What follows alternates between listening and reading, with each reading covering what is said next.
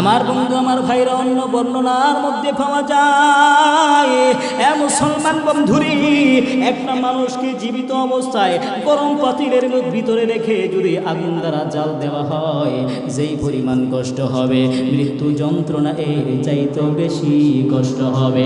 আরেক বর্ণনায় পাওয়া যায় মালাকুল মউত আজরাইল আলাইহিস সালাম 500 ফেরেশতার ভয়ঙ্কর রূপ ধারণ করে আসবে। আমার বন্ধু আমার ভাইরা রে, 500 ভয়ঙ্কর ফেরেশতার রূপ ধারণ করিয়া আসিয়া বিশাল বড় লোহার হ্যামার, বিশাল বড় লৌহ দণ্ড নিয়ে আসবে। ওই লোহার হ্যামার দিয়া যদি পাহাড়ের উপর আঘাত করে তো পাহাড় ধ্বনিত তুলার মতো উড়তে থাকবে। আমার বন্ধু আমার ভাইরা, এই লোহার হ্যামার দিয়া তাকে আঘাত করবি, কি পরিমাণ কষ্ট হবে, কি পরিমাণ কষ্ট হবে। এক বর্ণনার মধ্যে পাওয়া যায় মালাকুল মউত আজরাইল আলাইহিস সালাম একজন নাফরমান ব্যক্তির পিঠের ভিতর থেকে হাত ঢুকাইয়া তার রূহকে এমনভাবে টান দিবে, কি পরিমাণ কষ্ট হবে একটু চিন্তা করে দেখেন। আমার বন্ধু আমার ভাইরা, ওই মরণ থেকে বাঁচা অনেক কঠিন, তবে মুসলমান বন্ধুরে ওই মরণ থেকে বাঁচার জন্য একটা অ্যান্টিবায়োটিক ঔষধ দিয়েছিল।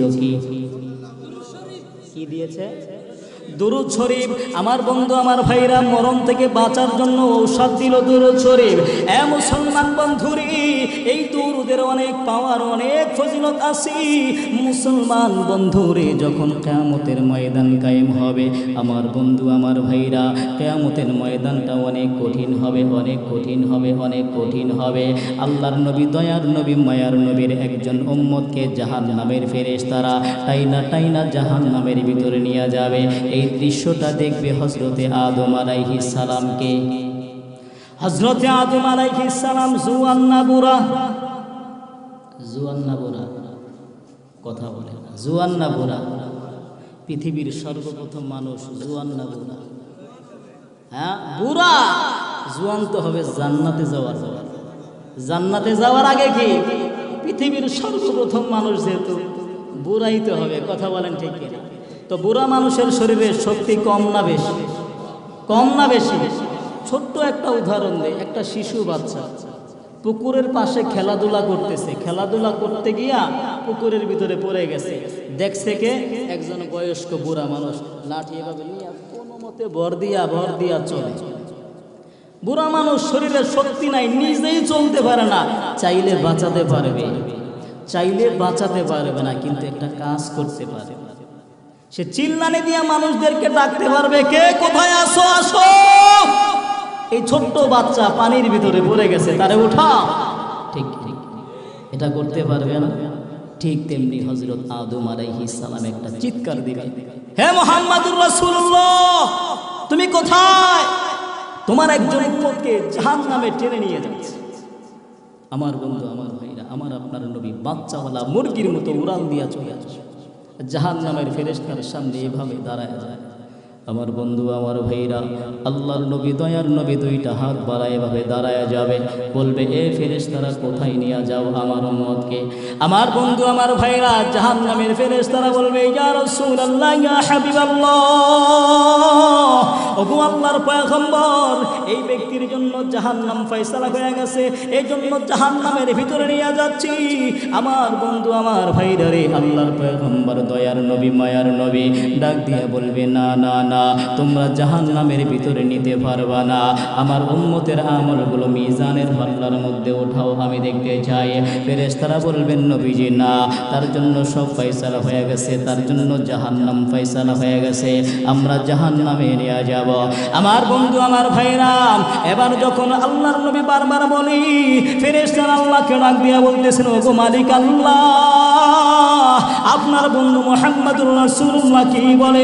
আমার বন্ধু আমার ভাইরা রে, এবার যখন ফেরেশতারা আল্লাহর কাছে বললেন, আমার আল্লাহ ডাক দিয়া বলে, আমার বন্ধু মুহাম্মদুর রাসূলুল্লাহ যা বলে তোমরা তাই করো, তাই করো, তাই করো।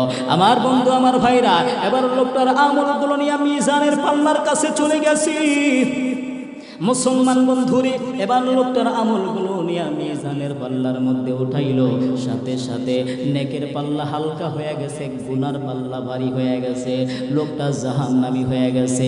আমার বন্ধু, আমার ভাইরা, ফেরেশতারা ডাক দিয়া বলে, নবীজি লোকটা তো জাহান্নামী হয়ে গেছে, এবার তারে জাহান্নামে পাঠায় দিব।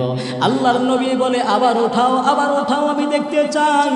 এ মুসলমান বন্ধুরি, আবার উঠাইবে, আবার নেকের পাল্লা হালকা হয়ে যাবে, গুনার পাল্লা ভারী হয়ে যাবে, লোকটা আবার জাহান্নামী হয়ে যাবে। আল্লাহর নবী বলবেন, আবার উঠাও। আবার যখন মিজানের পাল্লার ভিতরে নেকিগুলো উঠাইবে, আল্লাহর নবী পকেট থেকে একটা কাগজের টুকরা বের করে মিজানের পাল্লার মধ্যে দেওয়ার সাথে সাথে নেকের পাল্লা ভারী হয়ে যাবে। আমার বন্ধু, আমার ভাইরা, নেকের পাল্লা ভারী হয়ে যাবে, লোকটা জান্নাতি হয়ে যাবে। ফেরেশতারা বলবেন, যাও যাও, জান্নাতের ভিতরে চলে যাও। আমার বন্ধু, আমার ভাইরা, এবার লোকটা জান্নাতের দিকে যখন রওনা দিবে, আল্লাহর নবীকে ডাক দিয়া বলবেন, কে গো আপনি কে? আজকের কঠিন ময়দানে কেউ আমারে চিনল না, আমার মা আমাকে চিনল না, আমার বাবা আমাকে চিনল না, আমার ভাই আমাকে চিনল না, আমার বন্ধু আমাকে চিনল না। আমার বন্ধু, আমার ভাইরা, এমন কঠিন কঠিন ময়দান, যেই দিন কেউ কাউকে চিনবে না। আমার আল্লাহ বলেন, ইয়াউমা ইয়াফিরুল মারউ মিন আখিহি ওয়া উম্মিহি ওয়া আবিহি ওয়া সাহিবাতিহি ওয়া বানিহি। ওই দিন আপন বলতে কেউ থাকবে না, কেউ থাকবে না। ওই দিন কেউ কাউকে চিনতে পারবে না। এমন কঠিন মুহূর্তে কে গো আপনি কে? আমার প্রতি এত দয়া করলে না? আল্লাহর নবী, মায়ার নবী, দয়ার নবী ডাক দিয়া বলবে, আমি হইলাম তোমার নবী মুহাম্মাদুর রাসূলুল্লাহ। লোকটা ডাক দিয়া বলবেন, নবীজি, দুনিয়ার জমিনে আপনার অনেক গুণগান শুনেছি আপনার দয়া মায়া উম্মতের জন্য অনেক বেশি হইবে, কিন্তু নবীজি আজকে আমি নিজের চোখে আপনার দয়া মায়া দেখতে পাইলাম। আপনার মতো দয়াশীল আর কেউ হইতে পারে না। কিন্তু নবীজি, আমার একটা প্রশ্ন হইল, আল্লাহর নবী গো, আমার নেকিগুলো যতবার মিজানের পাল্লার ভিতরে উঠায়, ততবারই আমার আমলগুলো হালকা হয়ে যায়, গুনাহগুলো ভারী হয়ে যায়। কিন্তু নবীজি, আপনি একটা কাগজের টুকরা বের করে নেকের পাল্লার ভিতরে দেওয়ার সাথে সাথে নেকের পাল্লা ভারী হয়ে গেছে। আল্লাহর নবী, এই কাগজটা কিসের কাগজ ছিল? আল্লাহ